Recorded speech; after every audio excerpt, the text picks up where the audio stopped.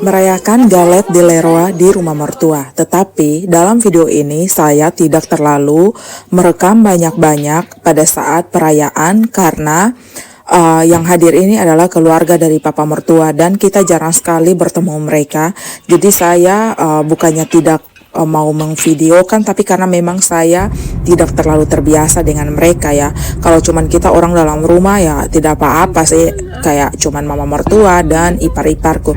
Tapi masalahnya mereka kan orang yang jarang saya temui ya. Jadi saya tidak mau sembarangan mengvideokan orang, takutnya membuat mereka tidak nyaman ya. By the way, ini kita dalam perjalanan menuju ke rumah mertua. Saya sengaja merekam di jalan lebih lama karena memang pemandangannya itu indah sekali. Lanjut, ini kita sudah sampai di rumah mertua dan ternyata di jendela rumah mertua itu disimpan wine di situ karena memang di luar ini lagi -3, jadi biar wine-nya itu tetap dingin ya daripada ditaruh di kulkas kan. Lanjut, ini sebenarnya sudah selesai acara perayaannya, jadi semua keluarga itu pada pamit untuk pulang karena sebenarnya acara ini hanya diadakan pada saat afternoon tea karena memang perayaan ini khusus untuk kita makan kue ya. Lanjut, setelah itu mereka pulang, saya pun lanjut makan malam ya. Tadi sebenarnya selesai perayaan, saya dan suamiku sedikit tidur dan anakku diambil alih oleh mertua, jadi kayak makan malam semuanya itu mertuaku yang kasih makan anakku. Jadi setelah itu ini saya bangun dan mertua lagi yang masih jaga cucunya dan kita fokus untuk makan malam karena mertua dan cucunya itu si Ralph, anakku, sudah selesai makan malam ya, tinggal saya dan suami karena kita baru bangun tidur. By the way, sosis ini sangat besar ya, dan sosis ini enak sekali karena tidak ada garamnya, itu tidak terlalu tinggi ya, so I like it. Jadi ini saya lagi cari sendok dan garpu. Sosisnya juga saya tidak masak macam-macam, saya cuma taruh di microwave saja karena saya sudah lapar. Dan mertuaku juga tidak masak yang macam-macam karena capek seharian karena acara kan. Karena acara tadi itu dihadiri oleh sekitar 20-an orang ya.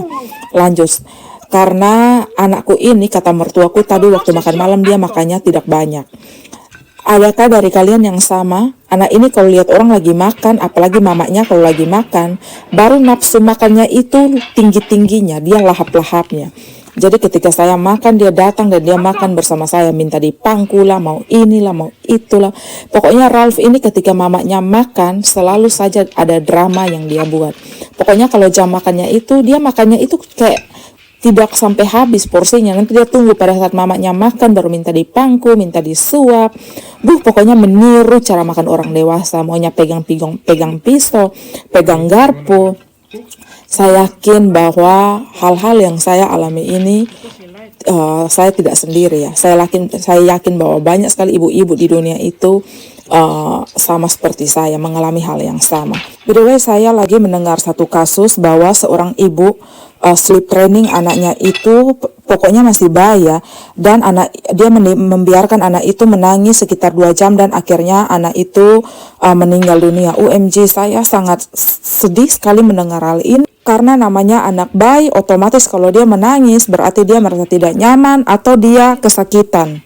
By the way, sementara makan saya akan menjawab salah satu pertanyaan dari followersku, Kak, apakah anaknya itu tidur sendiri di kamar sendiri dan mulai tidur sendiri itu dari kapan?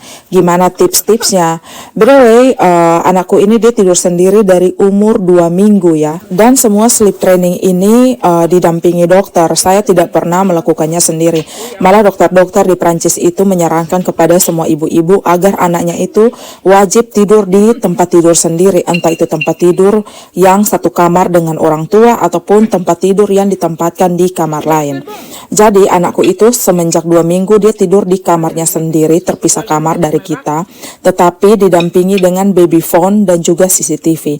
Baby phone ini ada 2 baby phone, jadi satu saya bisa bawa kemana-mana, kemudian satu di kamar anakku.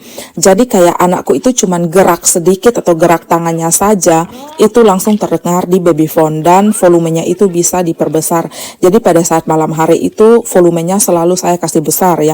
Jadi walaupun saya tidur nyenyak, saya tahu, dan jadi kalau ada babyphone bunyi ya saya langsung ngecek di CCTV dia kenapa. Dan juga pada saat anakku tidur itu tanpa bantal, tanpa selimut. Jadi walaupun dia bolak-balik tidak ada selimut yang menutup hidungnya ya. Lagi pula untuk anak bayi itu belum bisa membolak-balikan badannya. Jadi itu tujuannya tidur tanpa bantal, tanpa selimut, tanpa boneka. Dan pada saat anakku mulai tidur sendiri pada saat 2 minggu, dia tuh tidak pernah menangis melebihi 5 detik. Pokoknya saya dengar dia menangis saja, langsung saya pergi cek di kamarnya ya. Karena anak bayi itu kalau dia nangis, otomatis ada sesuatu yang tidak membuat dia nyaman.